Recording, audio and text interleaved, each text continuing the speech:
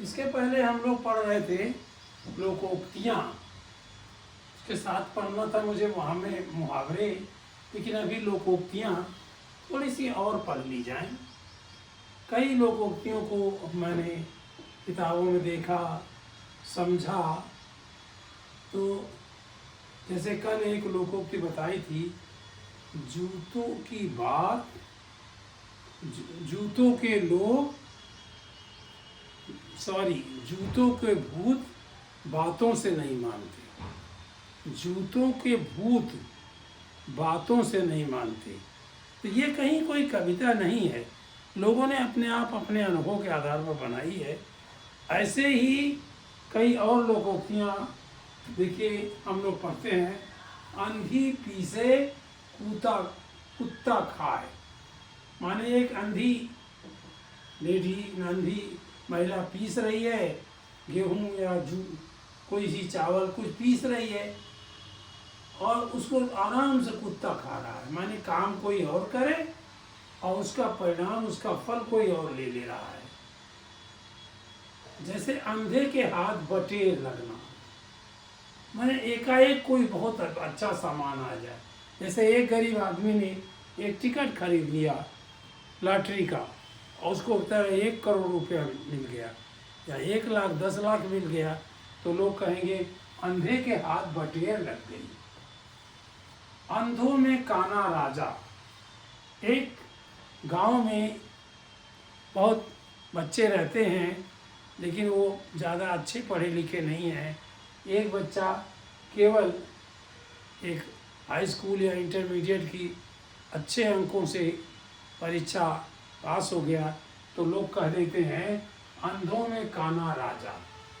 यानी वो लड़का भी बहुत ज़्यादा नंबर से नहीं पाया है, माने काना है, उसके एक ही आँख है, और अंधे तो दोनों आँख नहीं है। तो ऐसे क्यों ऐसे कह देते हैं कि अंधों में काना राजा। अंधेर नगरी चौपट राजा, टका शेर भाजी टका शेर खाजा। न नगरी मूर्खों की है और राजा भी अच्छा नहीं है, चौपट है, बेकार है। तो क्या होता है, सब्जी भाजी माने सब्जी, टका माने पैसा होता था, यानी आना भी नहीं, आने से भी पैसा छोटा होता था। टका शेर भाजी मतलब 1 पैसे का 1 शेर माने किलो के बराबर होता था शेर, सब्जी मिलती थी, और वही खाजा भी, मिठाई भी 1 शेर मिलती थी। तो कहते थे अंधेर नगरी चौपट राजा, टका शेर भाजी टका शेर खाजा। यानी हर सामान बराबर मिल रहा है, कोई व्यापार जैसी कोई चीज ही नहीं है। अजगर करे न चाकरी, पंछी करे न काम। माने अजगर को काम नहीं, नौकरी नहीं करनी पड़ती है, और पंछी को कोई काम नहीं करना पड़ता है, फिर भी दोनों को खाना मिल जाता है। कोई अजगर के सामने चला आता है अपने आप, तो उसे खा लेता है। पंछी के आगे कोई दाना गिर जाता है तो उसे खा लेती है। तो कहते हैं अजगर करे न चाकरी, पंछी करे न काम। अपनी अपनी ढपली, अपना अपना राग। मैंने लोग अपना अपना बजा रहे हैं और अपना ही गाना गा रहे हैं। मैंने सब अलग अलग मिलकर की, अलग अलग लोग अलग अलग रास्ते पर चल रहे हैं।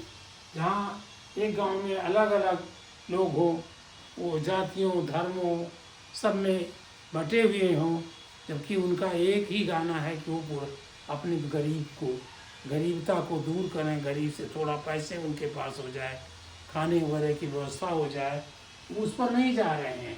बस अपनी अपनी ढपली, अपना अपना राग। लोग अपना अपना बाजा बजा रहे हैं, अपने आप गा रहे हैं, दूसरे एक दूसरे की कोई सुन ही नहीं रहा है।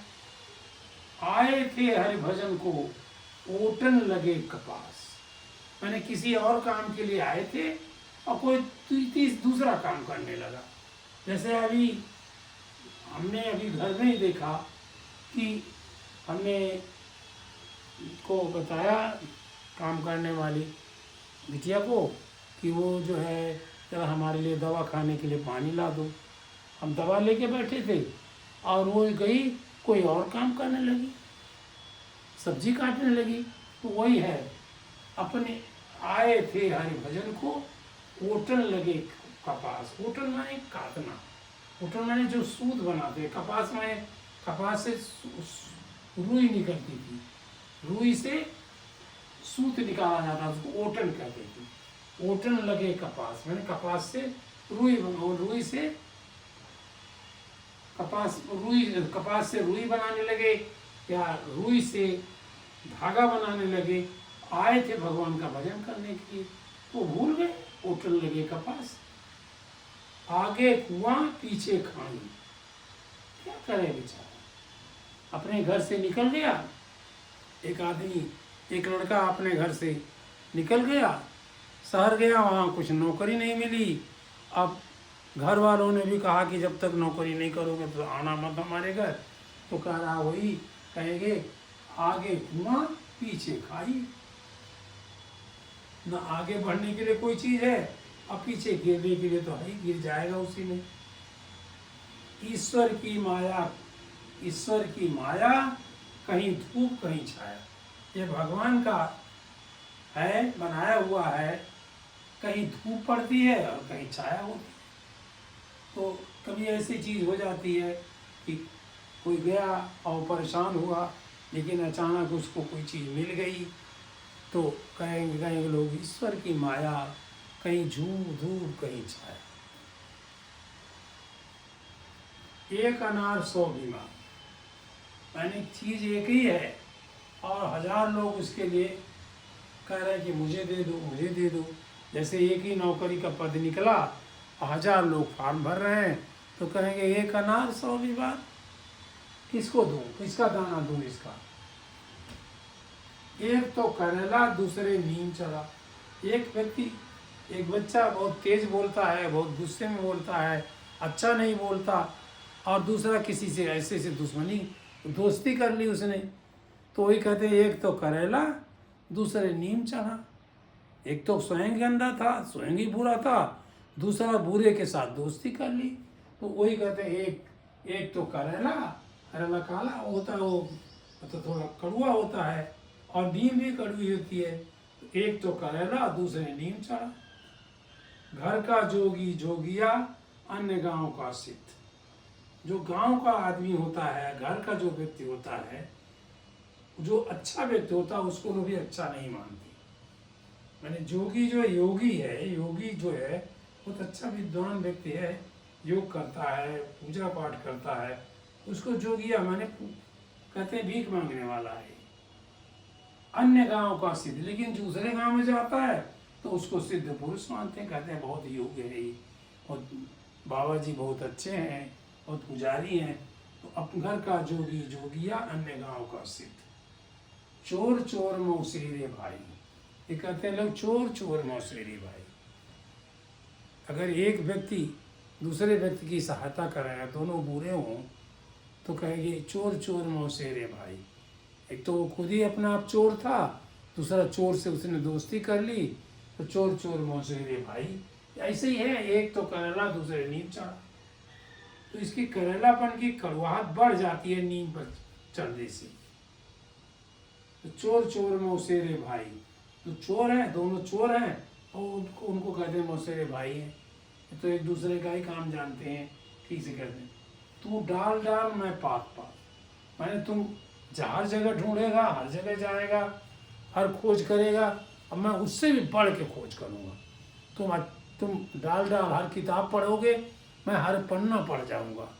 तो वो कहते हैं तुम डाल डाल, मैं पात पात। दूध का जला, छाछ भी फूंक फूंक कर पीता है। यानी यदि एक व्यक्ति गर्म दूध, थोड़ा सा गर्म दूध हो और पीते समय उसका होंठ जल जाए, तो इसके बाद उसका मट्ठा भी वो फूंक फूंक के में ठंडा करके पीता है। कहने मतलब एक व्यक्ति को अगर कोई बुरा व्यक्ति कभी मिल गया, जैसे एक रास्ते में जा रहा था, उसको थोड़ी सी दोस्ती किया और उसका दोस्त बनने का जो नाटक कर रहा था, वो उसका सब सामान उठा के ले गया। अगली बार वो अच्छा व्यक्ति कोई मिलेगा ट्रेन में, तो भी उसको संभाल के रखेगा कि कहीं ये भी ना हमारा सामान ले जाए। तो उसी को कहा दूध का जला, छाछ भी फूंक फूंक कर पीता है। यानी अब सावधान रहता है। एक बार तो जरा सा दूध से जला था वो, लेकिन जला दूध से था, लेकिन छाछ उससे निकलती है। छाछ उतनी अच्छी नहीं होती जितना दूध होता है, तो छाछ में पानी वगैरह सब मिलाते हैं, तो दूध का जला छाछ भी फूंक फूंक कर पीता है। यानी अब सावधान हो जाता है। एक बार जब व्यक्ति कोई जल जाता है तो उसकी सावधानी बढ़ जाती है। तो ये इसके लिए मतलब है, दूध का दूध, पानी का पानी। हम लोगों ने जब नौकरी की शुरू की तो हमारे नानी ने कहा कि बेटा सरकारी नौकरी पर जा रहे हो तो देखो वहाँ दूध का दूध, पानी का पानी करना, यानी न्याय दिलाना। जिसको जो जिस भाषा में बोल सकते थे उसने बोला कि जो जा कर के वहाँ पर जिसके साथ दो अत्याचार हो रहा है उसे कम करना, न्याय करना, सबको साथ न्याय होना चाहिए। चाहे वो दूध का दूध, पानी का पानी, अरे दूध और पानी मिलाया गया है तो तुम अलग कर देना, दूध अलग कर देना, पानी अलग कर देना, यानी इतना अच्छा न्याय करना। न रहेगा बांस न बजेगी बांसुरी। ये तो मुझे लगता है कि मथुरा से आया हुआ शब्द है। गोपियाँ कृष्ण से बहुत प्यार करती थी, बहुत प्रेम करती थी, और कृष्ण जब मथुरा छोड़ करके द्वारकापुरी चली गई तो बहुत परेशान होती थी। उनके प्रेम में उनको बनी हुई थी उनका प्रेम, और वो बहुत परेशान होती थी। तो बांसुरी भी देखकर वो चिढ़ती थी। तो अब बांसुरी कभी अपने मुंह पर नहीं लगाती थी। तो वो एक बार उन्होंने भगवान से प्रार्थना की कि हे भगवान, अब इस पृथ्वी पर यहाँ पर बांस ही खत्म कर दिए, बांस न पैदा हो। तो वहीं से शब्द आया, न रहेगा बांस न बजेगी बांसुरी। जब बांस ही नहीं रहेगा तो उसी से तो बांसुरी बनती है, तो बजेगी कैसे जब मिलेगी नहीं बांसुरी। तो कृष्ण फिर नहीं आएंगे, न बजेगा, न रहेगा बांस न बजेगी बांसुरी। तो इसको लोग कारण से भी जोड़ दिए हैं कि हम उस कारण को हटा देते हैं। एक आदमी उसके खेत को दूसरा कब्जा कर रहा था, एक प्लाट पर थोड़ा थोड़ा काट करके ले लेता था, तो उसने अपना प्लाट ही बेच दिया, अपना खेत ही बेच दिया। तो कहता है, न रहेगा बांस न बजेगी बांसुरी, नाच न आवे आंगन टेढ़ा। एक व्यक्ति को कोई कला नहीं आती, कोई काम करने नहीं आता, और दूध और बार बार वो जब न कर पाता हो तो उस साधन को कहता है कि अगर वो कलम से नहीं लिख पा रहा तो कलम ही खराब है, कह देगा कलम ही खराब है, या कागज़ अच्छा नहीं है। तो उसी को लोगों ने बना दिया, नाच न आवे आंगन टेढ़ा। तुम्हें नाचना तो आता नहीं, लेकिन तुम आंगन को टेढ़ा मेढ़ा बता रहे हो। ये नाचना आता तो जैसे भी टेढ़ा मेढ़ा आंगन होता वैसे नाचते तुम। नेकी और पूछ पूछ, किसी की सहायता करनी है तो पूछ के नहीं करनी है। जैसे आप कहें कि भाई कोई आदमी रास्ते में उसका मतलब टिकट खो गया और टीटी आकर उसको पेनल्टी लगाएगा, उसको दंड देगा, तो आप कहोगे अच्छा चलो तुम्हारा टिकट हम खरीद देते हैं। उसी से पूछेगा कि क्यों खरीदूँ, तो कहेगा अरे भैया नेकी और पूछ पूछ, आप हमारे साथ अच्छा काम कर रहे हैं तो क्या हमसे पूछ के क्यों कर रहे हो, कर लो। भैंस के आगे बीन बजाना, यानी जो नहीं समझता हो, भैंस नहीं समझती है, और बीन, वीन शब्द है, वीन बजाना। वीन बहुत मधुर होती है, बहुत अच्छी आवाज़ की होती है। तो बांसुरी जैसी कुछ आवाज़ कुछ में निकलती है, मुंह से बजाई जाती है। तो कह रहे हैं कि मतलब वो सुनता नहीं है, भैंस सुनती नहीं है, समझती नहीं है, लेकिन वो मतलब लेकिन बजा रहा है। तो लोग कहेंगे क्या भाई भैंस के आगे बीन बजाना, यानी कि वो समझ नहीं पा रही भैंस, और तुम बीन बजा रहे हो मेहनत करके, भैंस के आगे बीन बजाना। जैसे एक कर्मचारी मतलब किसी उसके मतलब से काम नहीं कर रहा है और बार से कहा अरे साहब कर दीजिए, अरे साहब कर दीजिए, तो हमें बहुत परेशानी है। तो कोई कहता है क्या यार भैंस के आगे बीन बजा रहे हो, भैंस के आगे बीन बजाना। सांप भी मरे लाठी न टूटे, ना ऐसा काम करना चतुराई से कि जो चतुराई कर रहा तो मरे ना, वो भी ठीक रहे और तुम्हारा काम भी हो जाए। तो उसी कहते हैं सांप न मरे लाठी न टूटे। सांप भी मरे, सॉरी सांप ना कह दिया मैंने, सांप भी मर जाए और लाठी भी ना टूटे। ऐसा नहीं कि तेजी से मारना तुम्हारी लाठी टूट जाए, ये भी मत करना, यानी तुम्हें ना नुकसान हो जाए ये मत करना। और सांप ना मरे और लाठी टूट जाए ये भी बेकार है, और सांप मर जाए और लाठी भी टूट जाए दोनों बेकार है। तो कह रहे सांप भी मर जाए और लाठी बची रहे। सांप लोहे को लोहा ही काटता है, यानी अगर एक विद्वान व्यक्ति है तो विद्वान से ही लड़ाई कर सकता है। एक विद्वान व्यक्ति विद्वान को ही हरा सकता है। एक दौड़ने वाला कोई व्यक्ति दौड़ करता है, बहुत तेजी से चलता है, तो उसको तेज से चलने वाला व्यक्ति हरा सकता है, दूसरा नहीं हरा सकता। हाथ कंगन को आरसी का, मतलब जब हाथ में ही आपको वो है सब कुछ, तो बताने वाली चीज़ है, आपके पास ही सब साधन है, तो आप क्यों आलस कर रहे हो? सब बता दो। पुलिस के हमने उसके सारे चिट्ठियाँ लिखी हुई किसी की रखी हुई हैं कि मैं तुम्हारा सब सामान उठा ले जाऊंगा, तुम्हारा ये कर दूंगा, और आप पुलिस से रिक्वेस्ट कर रहे हो कि नहीं ये हुआ, तो कोई कहे क्या यार क्या कर रहे हो? हाथ कंगन तो आरसी क्या, तुम्हारे हाथ में सारे उसके प्रमाण तो हैं। तुमसे दुश्मनी करता था, उसके अगेंस्ट FIR है, उसके तुमने चिट्ठियाँ लिख दी उसने तुमको, तुम्हारे पास वो चिट्ठियाँ रखी हैं, तो हाथ कंगन तो आरसी क्या। इस तरह से ये हमारे लोकोक्तियाँ बनाई गई हैं, और ये लोकोक्तियाँ धीरे धीरे कवियों की कविताओं से भी निकल रही हैं।